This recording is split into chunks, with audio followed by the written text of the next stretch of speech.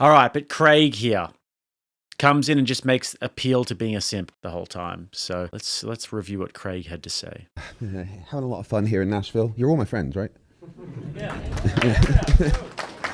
So, just don't want to strawman you. Your argument is man bigger, stronger, therefore we decide women are allowed rights. Correct. Okay, is that really the case nowadays? Because let's say a man's got a gun and a woman's got a gun, who's stronger then? So are you arguing that if there was a force of men, say 100 men with guns and 100 women with guns, you think that would be an equal playing field? During my time in the military, there were plenty of women in my training with me, and out of the top 10 I'm doing some heavy breathing into the microphone, eh? shooters in my squadron, 7 of them were women. I don't see why one woman with a gun is any less equipped than one man with a gun. And the fact is, we don't exist just us with our muscles. We exist in a world with tools that allow anyone to be as strong as anyone else. You brought up, well, women don't have the strength to make machines and stuff, but that's just not true with the tools that exist nowadays. So, let's address the first argument first. Yeah. So, how many Marines are there or Navy SEALs are there that are women? There isn't any women that are Navy SEALs. Okay, so then would that then like sort of insinuate that the highest level of tier in terms of military, only men can really reach that tier? I think if women were allowed to join the Navy SEALs, they could be just as effective. But they are allowed to. They just can't meet the standards. That's the problem. Given enough training, there's many times women can be just as strong, if not stronger than men. A flat earther that I've debated a lot of times, he had the position that any woman, no matter how trained she is, would lose a fight to a man, no matter how unfit he is. That guy sounds like a legend, but no, well, I'm joking. I'm joking. He went and challenged the woman. I'm joking. He got his ass beaten, I'm sure. So, in terms of just pure strength. See, I'm hilarious, guys. I don't know what Miss D's talking about. Miss D's saying my jokes are bad. Guys, that's hilarious. That's like high-quality dad joke comedy right there. And everyone knows it too. Like, people have sometimes you just get haters. Like, sometimes you just get haters who can see that you're killing it and, like, they just want to hate for some reason. Do you agree? You said that the top women marksmen in your squadron were 7 of the 10. The top 10, 7 of them are women. Right. Would you say that would apply in terms of the best marksmen in the world? Would you say that they're women or men? International shooting standards, I think men and women are relatively, professional shooting. I think the dudes take the cake. You ever seen those Eagles and the Russians and the Eastern Europeans and stuff? I watched the women shooting as well, and they were just as accurate, getting just as high a score as a lot of them. And not that problem that is dude though, from that one with just one eye, he was incredible. Look, problem is, Craig, you can shoot the gun, you can have the gun there, and you can shoot it at a target, but you also have to load the gun. You have to carry the gun on your back. You have to carry it over many, many different miles. And then you have to engage in hand-to-hand combat at times. We still engage in hand-to-hand combat in modern warfare. You'll acknowledge that, right? Yeah, absolutely. And would you say that men have an advantage there? Depending on training. Like, what can you say to this, guys? Like, what can you say to this? They just operate in such bad faith. Would you say that men have an advantage in hand-to-hand? Well, it depends on training. Well, where are all of these trained forces of women? Because it seems to me like in Russia and Ukraine that all of the combatants are all men on the front lines, and they're only training up men. So, like, where are all of these women? I'm not sure. So there's a certain point where debates aren't really that interesting if somebody's just arguing a non-reality that anybody with any common sense who's not totally ideologically captured will come in and be like, oh, well, that guy's just arguing for a delusion. And it's not really that interesting. If there's a man and a woman with zero training, the man is generally going to be stronger, easily out to do him. But if a woman has martial arts training, she has combat training, then I think she can be just as effective in a fight. I've been married to a Scottish woman, and I know for a fact that I would not want to fight my wife. Well, I wouldn't want to fight your wife either. But the thing is, I've also done a lot of combat sports in my life. Yeah. And I've seen the way that women carry themselves in the boxing ring, and the way that, and I've fought a few of them in the past, just sparring and stuff.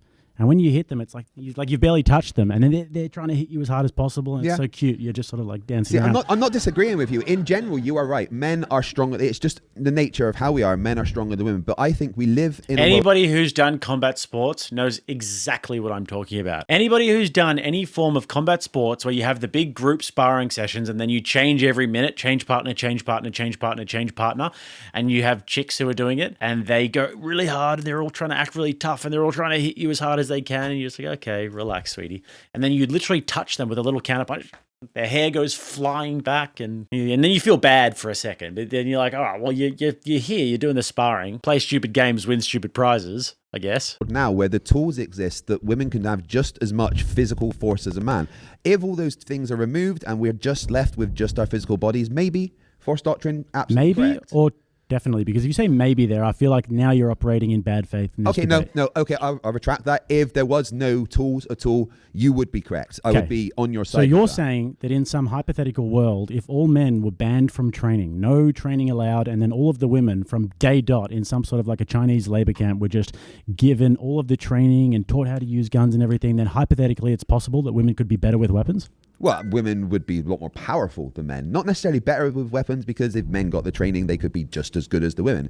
But if only the women had the training, obviously they would be better than a man. Yeah, if the men didn't have the training. But you'll acknowledge, though, that as things stand at the moment, men and women, when given the equal tools, men are much more competent when it comes to combat and warfare. I would disagree. Just in terms of the Navy SEALs, though, like, don't you think that it would be heralded and celebrated if there was a female Navy SEAL? Don't you think that they would love that? I think so.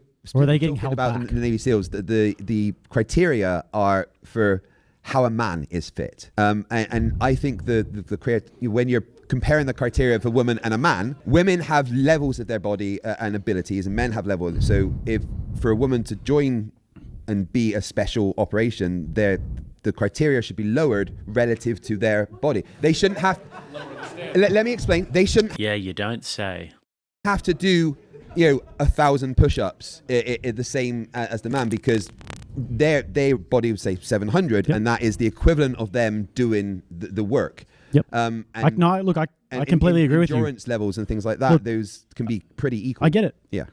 Women are weaker than men. In general. So they have to have the standards lowered, which means that men have more force than women, meaning that they have a monopoly on force, and therefore, in the society as we live in at the moment, men grant women their rights. And that's a descriptive reality. So when there's training involved, when you're talking about the Navy SEALs, right, that is a specific thing. We're training these people to be the best of the best, the most effective at combat with hand-to-hand and with weapons. Yeah, they're going to be much more effective at force. Women can't do it, though. I think if women have similar training and you give them the guns and they tell them to go and walk 10 miles, they're going to be able to do it, and they're going to be able to fight as effectively. So you're saying that there's no strength differential between men and women? No, I'm saying that there is, but I'm not saying that doesn't necessarily mean women will be less effective. You would have to then grant in training. You would have to then grant that men are going to be stronger, which means that they will be more effective at carrying everything that they've got to carry, at loading guns. They will have more control over the weapon. They'd be more effective at loading guns. Well, because it's hard to have. You've loaded a gun, right? Yeah, we don't use SLRs nowadays. It's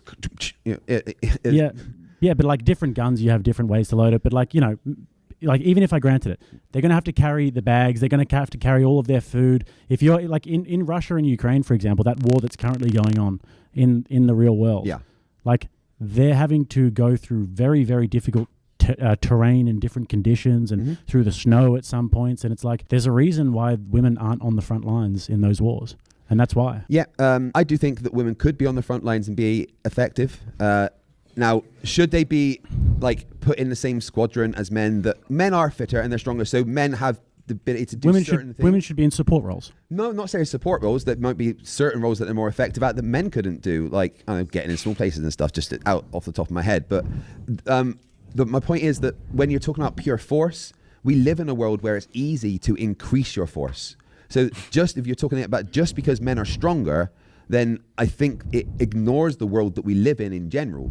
When you talk about Navy SEALs, it's very just specific on that things argument, because of the training that's involved. But Craig, you would have to grant that everybody can increase their force and not just women.